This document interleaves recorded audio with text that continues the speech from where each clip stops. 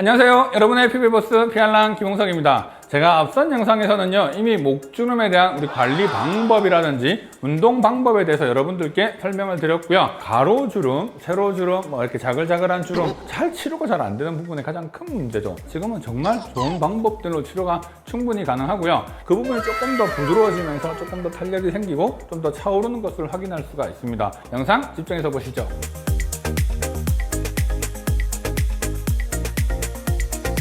자, 목주름은요, 크게 가로주름, 세로주름, 이렇게 자글자글한 주름, 이러한 패턴들이 다양하게 있는 것으로 알려져 있죠. 자, 그런데 우리가 일반적으로 우리가 주름이라고 얘기하면 가장 많은 분들이 고민하는 것은 바로 이 가로주름이에요. 이 가로주름은요, 사실 어떻게 잘 치료가 잘 안 되는 부분의 가장 큰 문제죠. 우리가 종이를 이렇게 안 접어놓은 상태에서 살짝만 말아놓으면 괜찮지만, 종이를 한번 착 접고 난 뒤에 펴면 그 선이 쫙 가는 것처럼 접히는 과정에 있어서 이 부분들이 계속해서 접히다 보니까 실제로 이렇게 선이 딱 접히는 형태처럼 만들어지고 그 부분이 점점점 깊어지는 게 바로 이 가로주름의 특징이거든요. 그 주름이 접혀 있는 부분의 주름을 그 부분 안쪽에 어떻게든 채워 넣어줘야 그 부분들이 보통 올라오게 되는데요. 고전적인 방법으로는 예전에 물광주사를 쓰기도 했습니다. 물광주사는 뭐냐면 히알루론산을 상당히 희석을 해서 전체적으로 볼륨을 좀 형성해주면서 수분을 조금 채워주다 보면 안쪽에 있는 공간들이 되게 쭈글쭈글해져 있던 것들이 안쪽에 공간이 형성이 되면서 좀 더 뭔가 펴져 보이는 그런 효과가 나타나게 되는 거죠. 자, 단단한 필러를 쓰게 되면 바로 딱 모양은 올라올 수 있지만 주사를 맞고 난 뒤에 엠보싱 같은 현상들이 생기는 게 잘 안 없어지는 게 가장 큰 문제여서 필러를 쓴다고 하더라도 상당히 묽은 패턴의 필러를 쓰면서 전체적으로 그 부분을 반복적으로 채워나가는 과정들이 필요로 하게 되는 거죠. 자, 그래서 이런 목주름은 히알루론산 필러를 상당히 많이 쓰는 게 고전적인 방법입니다.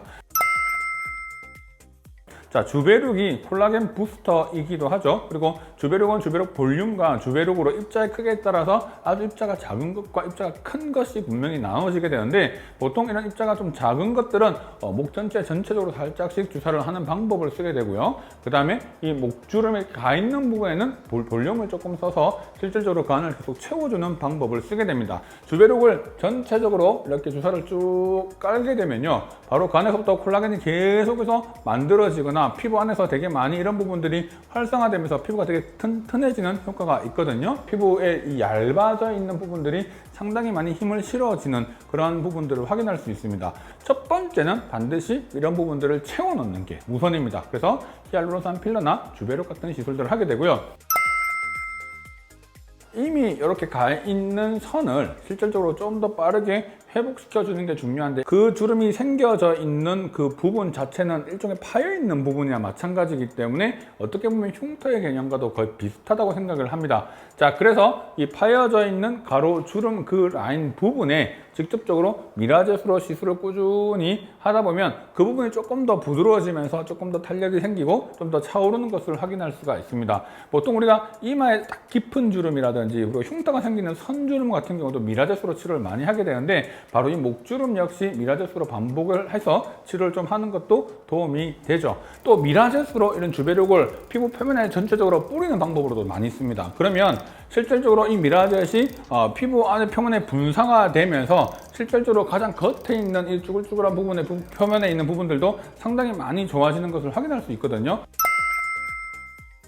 쭈글쭈글해져 있는 부분, 탄력도가 떨어진 거기 때문에 반드시 이런 고주파 시술들이 꼭 포함이 돼야 됩니다.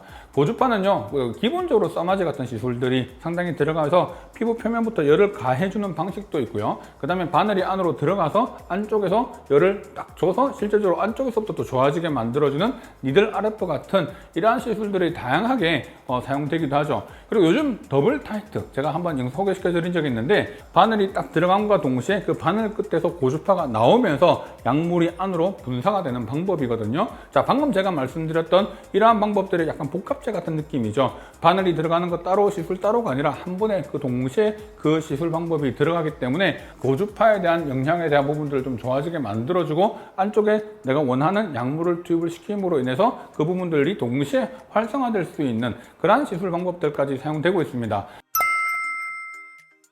자, 우리가 목에 힘을 딱 주면 이렇게 보이는 근육이 있죠. 자, 이 근육은요, 플라티스마 머슬 또는 광견근이라고 합니다. 자, 이 근육은 상당히 얇은 근육인데 이걸 계속해서 반복적으로 수축을 하다 보면 이러한 부분들의 근육의 힘이 동일하게 주어지면 되겠지만 힘을 주는 방향이나 여러 가지 따라서 이런 것들이 균일해지지 못하는 부분들이 분명히 생기게 되거든요. 자, 그래서 이런 힘에 따라서 생기는 세로주름들이 분명히 존재를 하게 됩니다.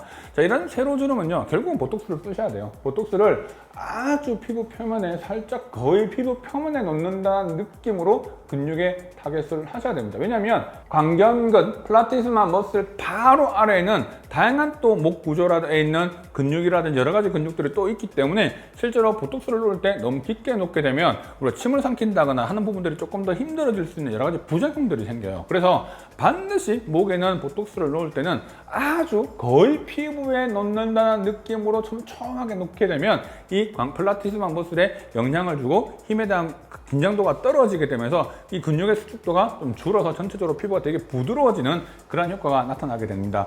그래서 보통은 뭐 가로주름이든 세로주름이든 저는 일단 목주름이 생길 때는 보통 같이 주사를 하는 편이기도 합니다. 우리가 시술을 하고 난 뒤에 보면 부분적으로 좀 엠보싱 같은 현상들이 좀 생길 수 있거든요. 그 이유는 목 부분 피부가 너무 얇다 보니까 주사를 표면적으로 좀 많이 하다 보면 약간의 그런 엠보싱이 생길 수가 있는데, 그런 엠보싱이 생긴다 하더라도 그러한 부분의 문제를 잘 해결할 수 있는 정도의 용량이 정확하게 잘 주입이 되면 그러한 부분의 문제 좀 더 크게 걱정하지 않으셔도 됩니다.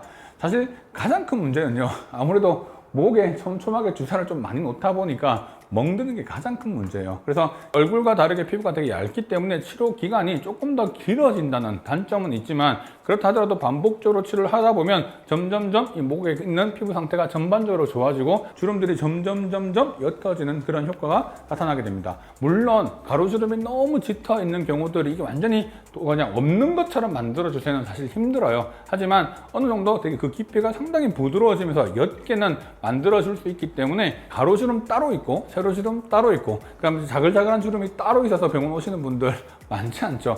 보통은 동시다발적으로 오게 되고요. 가로주름이 있으면서 세로주름도 일부 있고 약간씩 피부에 대한 탄력도가 떨어지는 이런 부분들이 나이가 들수록 점점 많아지기 때문에 좀 더 복합적인 방법으로 치료를 하게 되는 경우들이 다양히 많은 것 같습니다. 반드시 여러분의 목 주름 상태 체크하셔서 시술을 받으실 수 있으면 좋겠습니다. 자, 오늘 내용 좋으셨다면 좋아요, 구독, 그리고 알림 설정 부탁드릴게요.